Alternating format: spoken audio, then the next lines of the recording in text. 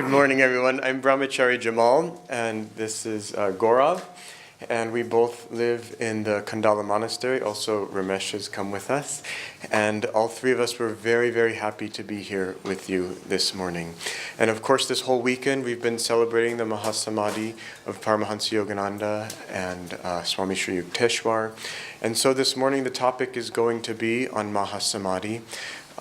Specifically, I'll talk a little bit on how we would achieve such heights, how we could have such a glorious ending to a glorious life.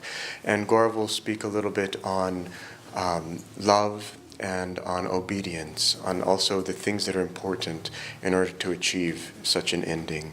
But before we do that, I'm going to request, we're going to listen to just 20 seconds of Master's voice. So don't space out right now and think that I'll listen in a little bit, because it'll be over.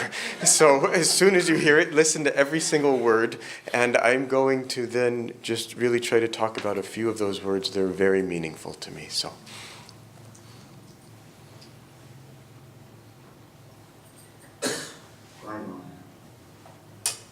One life lived well. One act, if that's the part that the director wants you to choose, you play one act and you are through. That's all. You are free. And the director of the universe knows what to do with you, so why worry? That's it. One life lived well. I heard Master say those words, one life lived well. And it just did something to me on the inside. I thought, all these worries of, what if I get this, or do I need to be doing that? And I thought, he knows what he's doing. All I have to do is whatever he's put in front of me, do that to the absolute best of my ability. That we see the great masters and then we think that we have to have some big outward mission in order to first achieve samadhi and then achieve the higher states of nirvikalpa samadhi and mahasamadhi. We don't. That we can be sweeping a street. We can be having a business. The other day I was with Devarshiji and we were in a little shopping mall at a grocery store, and he was telling me he used to run Master's Market in Ananda village, and he was saying, I have a great respect for this place we were in DLF Phase 1. He said, I know how hard it is to keep this shelves so well stocked, and he made me think how many thousands of dollars get tied up in inventory, and I'd never thought like that. And I thought, what a great responsibility it is, even to run a small little grocery store like that. But if we can do that well, whatever job God has given us, the thing is to do it well. And how do we do it well? We do it well by attuning ourselves to God, because no matter what our profession is, there's always going to come some decision where we don't know what the heck to do, and we don't have the time to look into Google or call our friend, the Lifeline, and get the correct answer. And we only have that one moment. But if we turn inside and we ask God, what do we do? He'll give us the right answer. You know, one time Gaurav and I and some other monks, we had this terrible vehicle. The vehicle itself isn't terrible. It was an Omni. But the way we treated it at that time in our lives, it kind of wasn't the best vehicle. That we abused it a little bit, driving it out on all these dirt roads over and over. One day we were in Pune City, and the car, it just stopped on a hill like this also. Had it stopped on a hill like this, we might have been okay. And I was just, what to do? And Gaurav there said, let's pray. And we all got quiet for a moment, and then it turned on, and it worked, and it was fine. And that one moment reminded me that that's the solution.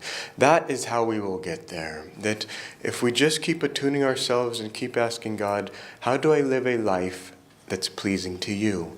Your life doesn't need to be pleasing to your neighbor or this world or this society. This society's crazy that we live in. And if you make your life pleasing to that, you're going to be a little bit crazy too. But if you decide to make your life pleasing to God and think that every day at the end of the day, was it pleasing to God? And then think, at the end of my life, is it going to be pleasing to God?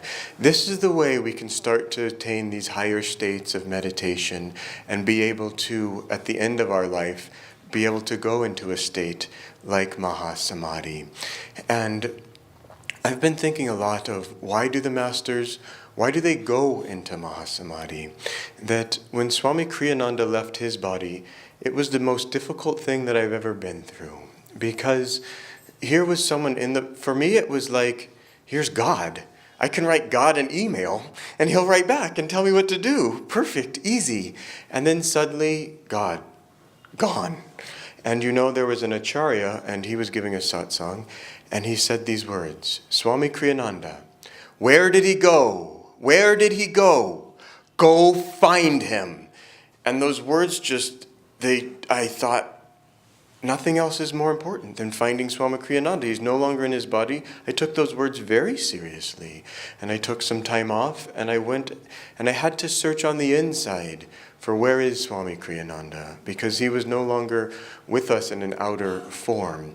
I also, at this moment, want to share a dream I had one time. I asked Swami Kriyananda, are you my guru? I did this via an email, actually. Are you my guru, or is Paramhansa Yogananda my guru? And Swami Kriyananda wrote back, cryptic, one line, yes, I see you have confusion about this point. And I thought, these saints, why can't they just, speak the truth and just say easily? But the deal was he wanted me to figure it out for myself. And this is another reason why they leave, that there's certain lessons that we have to learn on our own. And they leave so that we will seek them. So anyway, then I went on for a few weeks just wondering, now who's my guru? Who's my guru?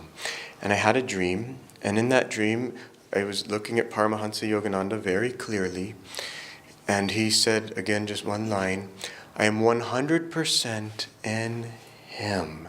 And his finger just moved like that and pointed to Swami Kriyananda, and my gaze moved from Master to Swami Kriyananda. And in that one dream, I understood so much that for me it didn't matter anymore whether Swami Kriyananda was the guru or Paramhansa Yogananda, that they were one. But much more deep than that, I understood what true discipleship meant, that Swami Kriyananda no longer was Swami Kriyananda, that his ego had vanished in the infinite, that Swami Kriyananda had become Paramhansa Yogananda. He no longer wanted to be his little crying self that had all of these problems, that he wanted 100% to become Paramhansa Yogananda. So if we open our heart to the grace of the Guru, and this is your own personal relationship with the Guru, however you choose to do that, if you open your heart, he will start to come in. He will transform you.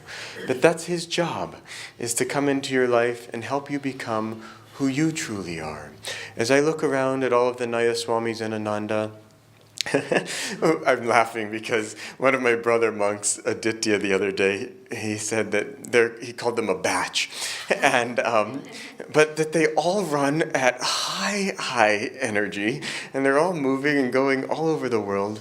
But the point here is that each one is so different. That in one way they're all filled with a radiation, a love of Swami Kriyananda. But Swami Kriyananda turned each one into their own self. That we don't have to be afraid to open our heart to love, to God. That we won't lose who we are. We actually become who we are. And it's a fascinating thing. Each one of us has different karma. And each one of us has our own unique set of challenges that we have to overcome in order to find perfect bliss. But we can do it. We shouldn't feel that, oh, well, yeah, you can do it. You're a master. Someone said that to Master one time. He said, what do you think made me a master? It was by doing. And so we need to do all of the techniques that we've been given. But much more important than techniques is devotion. That if you try to do your techniques without devotion, you'll gain a little bit, but you'll never quite get there. It will always seem that it's just one step away. But if you do your techniques feeling that Paramhansa Yogananda is inside you, or that you are inside him, then the techniques, they do what they're designed to do, which is open your heart even further and let God in even more. When I first came, I would hear these things, open your heart, let God in. I have a degree in mechanical engineering. I was just visualizing, actual doors I had such a hard time with this concept. But when you start being able to feel, and you feel that the Master is coming in your heart. All of these relationships we have with other human beings, it's a training ground for us to learn how to love God. And don't think that you can hate your neighbor or your boss but still love God. You haven't graduated, and all the people, they have all their problems. It's not your problem. Your only one problem is you. Transform yourself. Learn how to love everyone, no matter what. Learn how to be peaceful and calm, absolutely, no matter what. And nobody's going to do that for you. That you have to decide, I am going to do this, and I can do it with the help of the masters. I was in the airport flying here.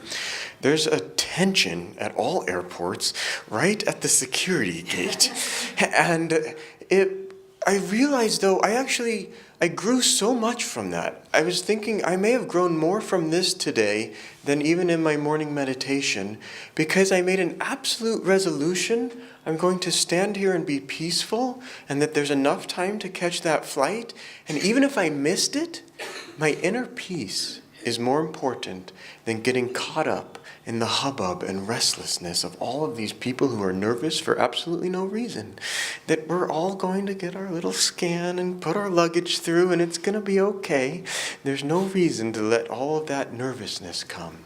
But coming back to this door of our heart and that physical one I used to visualize, you begin to understand it's a feeling. And you begin to understand consciousness.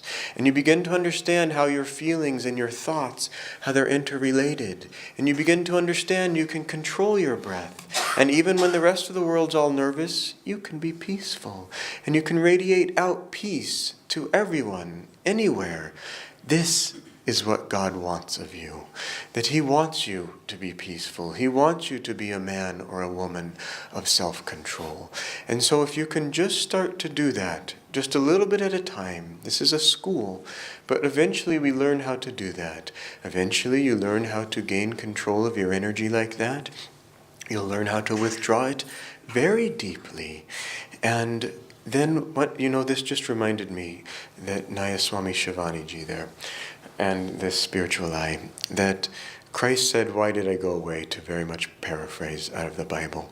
And it was so that you would seek me, but that you will seek me through Om, that you will seek me through that golden ring up there. And that's the doorway that you have to go through in order to get to the blue field there, the Christ consciousness. And it's not enough just to see a little light. So what made me think of that is, as we meditate and as we become more sensitive beings, we're going to learn to withdraw our energy and see a little light, hear a little bit of Om. It's not enough to just hear a little bit of Om.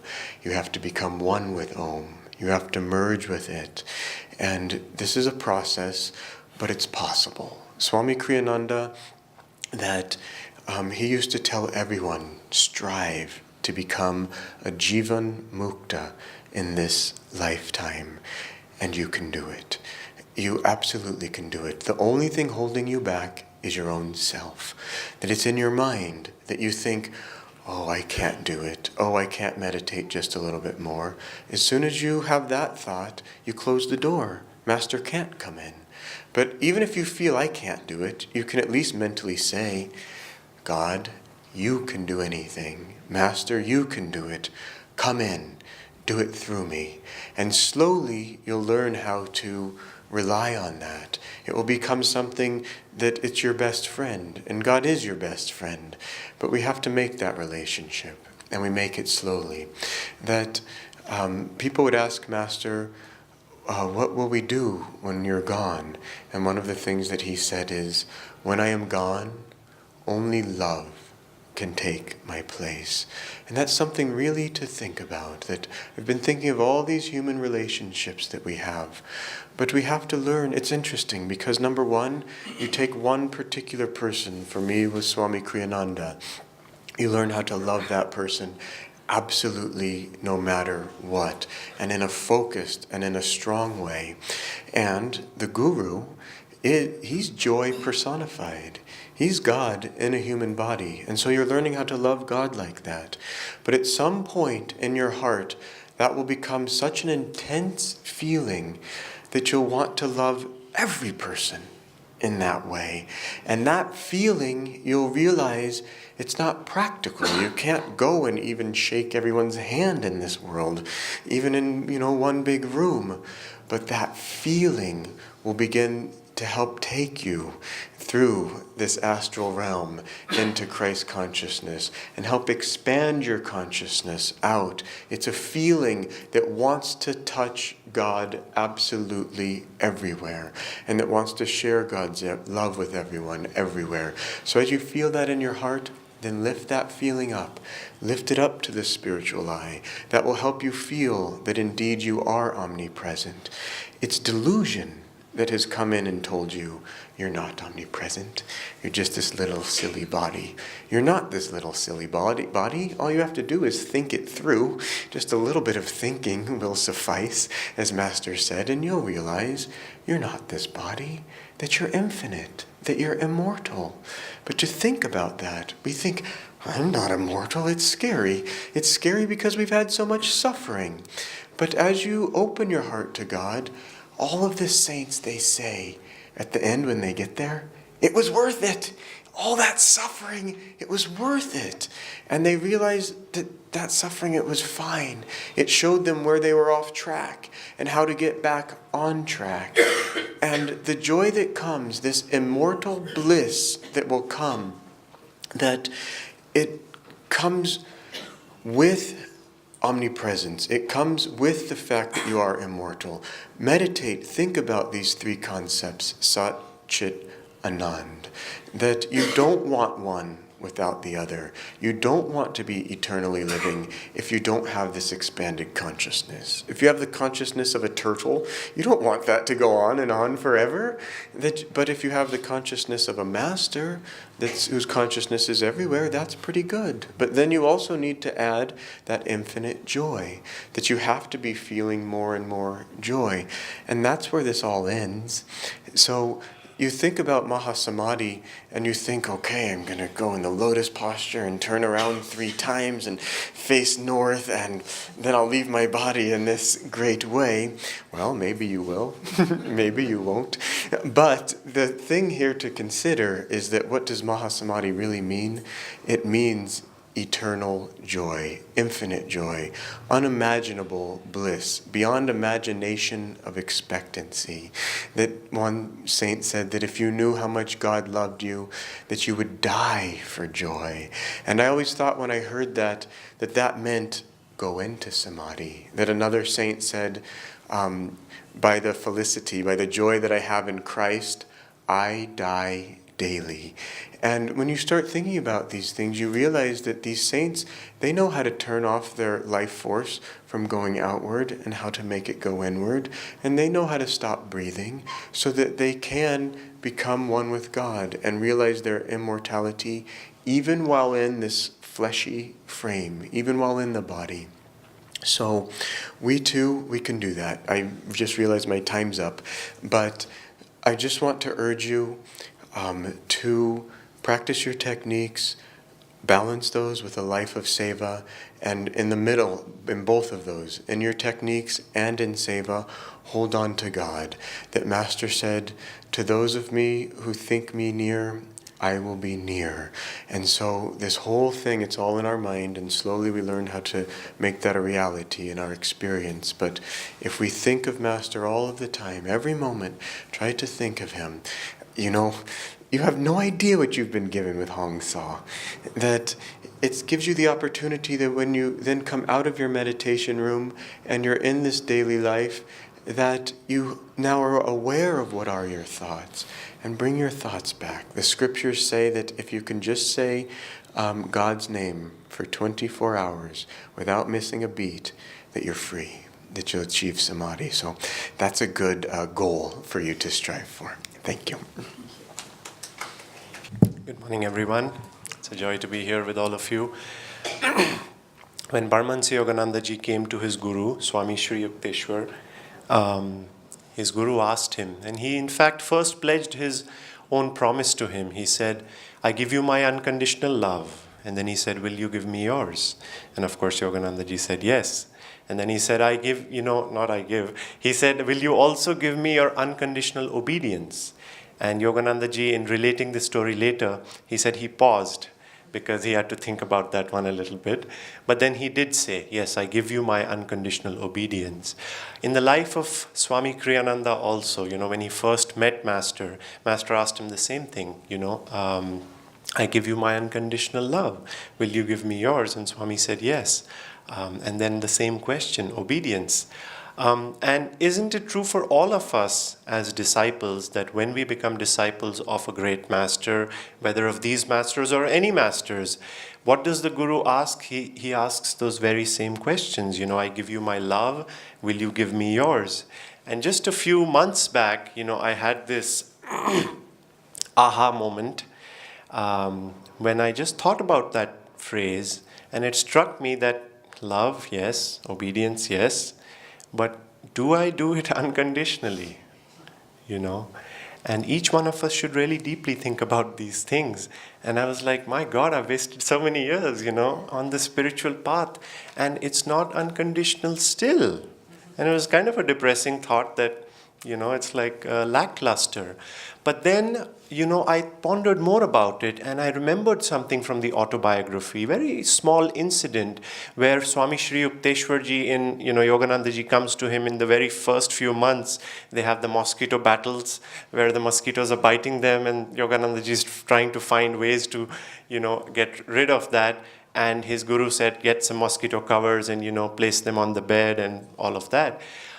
It says there one day that Yogananda ji said, one evening, my guru did not issue his usual instructions about placing the mosquito nets. So he said, I didn't do that. And, the story goes on. But it just struck me that his guru did not ask him to put the mosquito net. It's a very small thing.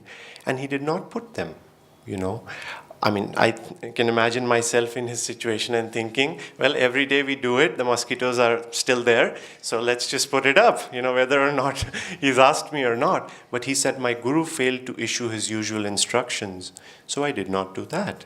And I was like, now that's a good example of following his guru's guidance, and being obedient just to the other extreme. And I was thinking about this word obedience. It's not a very popular word. I think you think of obedience and the first picture that comes to mind is Swami Shri Yukteswar ji. It's, I think it's not fair to him, I should say. But in thinking about obedience, it struck me that obedience, service, loyalty, willingness, all of these things, if you really ponder, they all come out of love. Think about that for a moment. Obedience, why would you obey someone? Why would you say, I give you my obedience? Because you love them, no? You can obey them in the other sense out of fear. Your boss says, obey me, and you say, of course, because you don't want to lose your job. But we're talking about true obedience, unconditional obedience. Who would you give that to? To someone whom you deeply love, isn't it? And so that made a shift in me. I thought, my God, that's not a big challenge. I love him. I love my guru. Then what's the big deal about obedience? And let me test this, a little further. And even in the autobiography, Yogananda himself had this challenge. And he said, I've developed, because we know how Yukteswar ji was, he said, over time, I developed a sensitive fear of his reprimands. But he said that as time went by, when I let go of that underlying resentment, that, my God, he's going to scold me again, he's going to do this again. He said, when I let go of that, he said, I found myself in effortless harmony with my guru. And he said, then his chastisements ended. And I thought, of course that's true, because you open your heart and you say, whatever you're asking me, I know you love me, that's why you're asking me to do that. And so when you let go of that, then you become, you come close to your guru.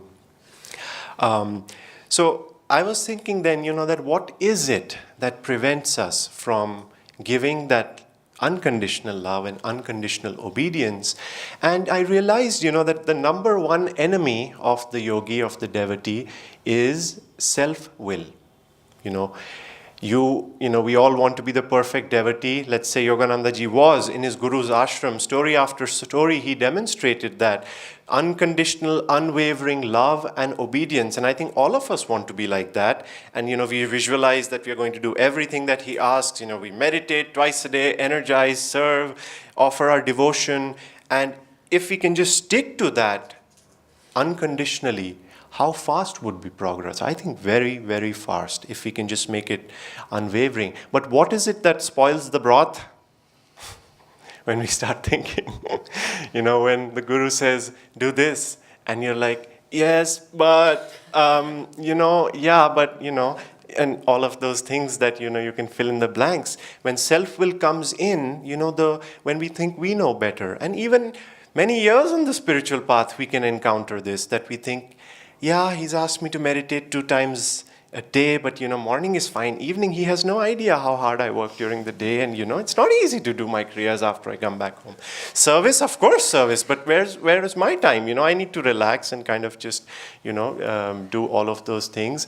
And he's asked me, and on it goes. And that's how our problems multiply, because self-will keeps on causing more and more likes and dislikes, likes and dislikes. So you're trying to go straight, unconditional love and obedience, and it takes you here and it takes you there, and it takes lifetimes. Yogananda ji said it can take lifetimes when we go this way and that. So it was also funny to me, when I thought again of that term, unconditional love. I said, the guru comes and he says, I give you my unconditional love, because the great masters do say that. And I thought, right. And then what happens after that? They pledge their unconditional love. And after that, all they do is keep asking us more and more things to do. I'm like, what? He's not practicing what he's, saying. He's saying, I give you my love. And here then, he's just putting more and more conditions on me. Do this and do that, and, serve and meditate and follow this and don't do that and behave well. I'm like, what's wrong here, It's not unconditional, but it is. Because it's very subtle. The guru is able to give us when he takes something away from us. That's exactly how it works. It doesn't work in how we are used to love in the world, that I give you something, you give me something. How the guru gives us his love is like this. And I thought of this analogy. Master comes to us, our souls are crying out loud, help me, I just want God, I want freedom. So, God sends a guru, Master comes and he says, and let's say, where Daya is sitting, we are all sitting and Master is here. And he says, what do you want? And we say, Master, I just want your love, that infinite love that Jemal was talking about, and the joy that surpasses all expectation. I just want to be free. I want to be one with you. Master says, okay, come here, walk up and let's go. So he said, okay. So you stand up and you try to walk and bam! What happens? There's a box in front of you. And he says, Master, there's a box in front of me. What is it? What is it? And he says, Master, it says attachments on it. It's attachments, Master. They're keeping me away. Well, give it up. Do you want that? No, Master, I don't want that, but, give it up. Give it to me. Oh, okay, Master. And then you give that. You have to give it. He says, do you want that or do you want my love? I thought you were all, you wanted my love. Yes. So you give that. Then you're like, okay, come to me. And then you're like, again, something blocks you. And then after a while you get perspective and you see you're just surrounded by a lot of boxes and crates and Amazon packets. And you're like, my God, this is a mess. But what's the only way to do? What's the only solution? He's asking, he's saying, give me that and that one too and that one too. Isn't he helping us in that way by asking us? You see, because when we can get rid of those boxes, then the path becomes clear. So he's like, what's that? What's the next one? He says, Master, that one says, it says personal ambition on it.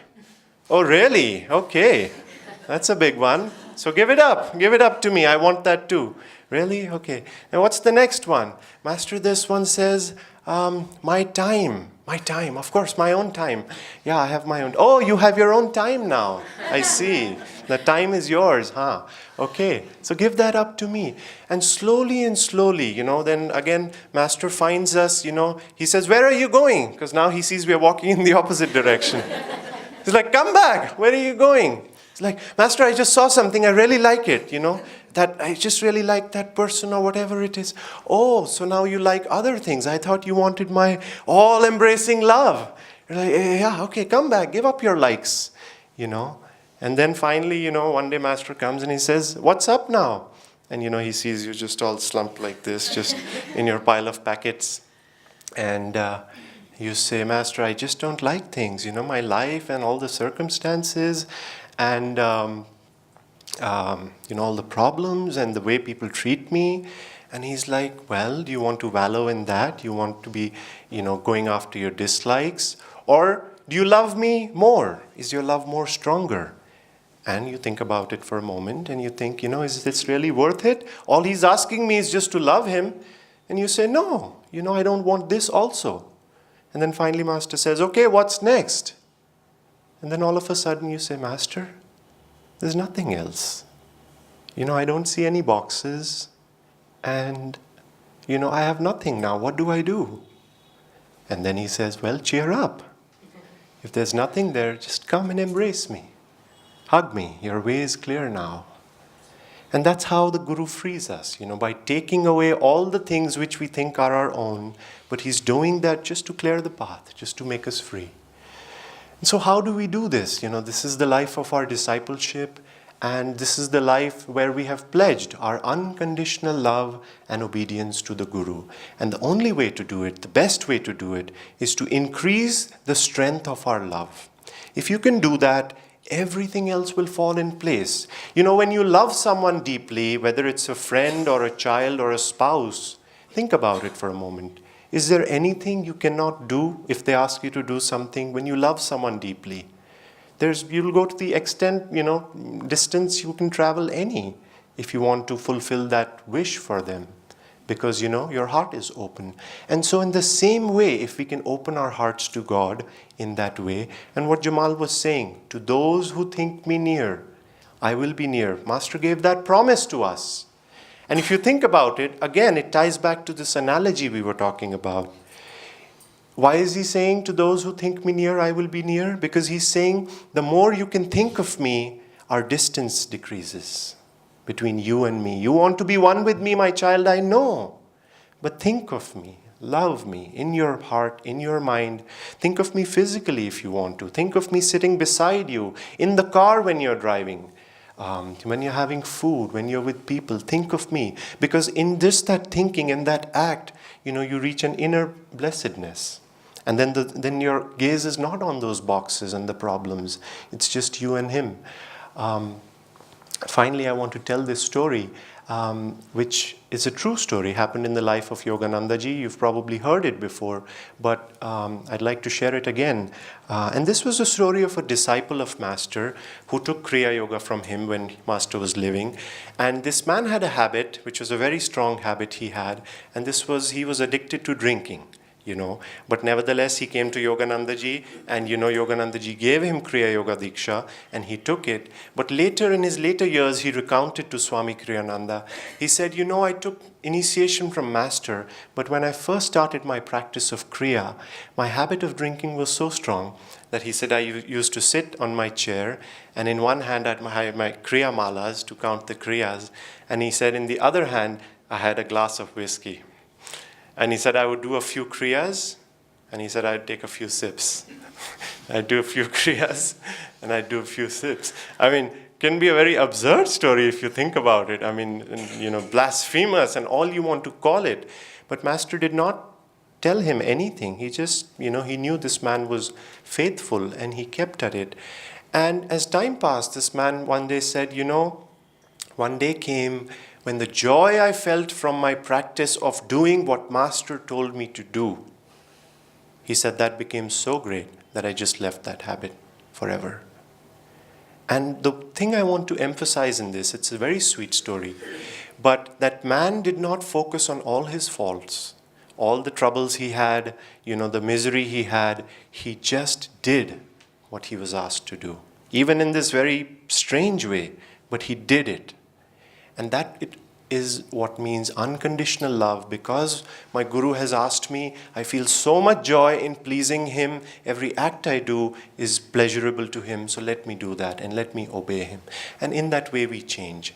So let's try to do that, meditate on that in our own lives and find small ways and big ways how you can make it fun with Master, and open your heart and say, okay, I love you. What do you want me to do? I know you're here to free me, and I will follow your example. Whatever you give me, I will accept it.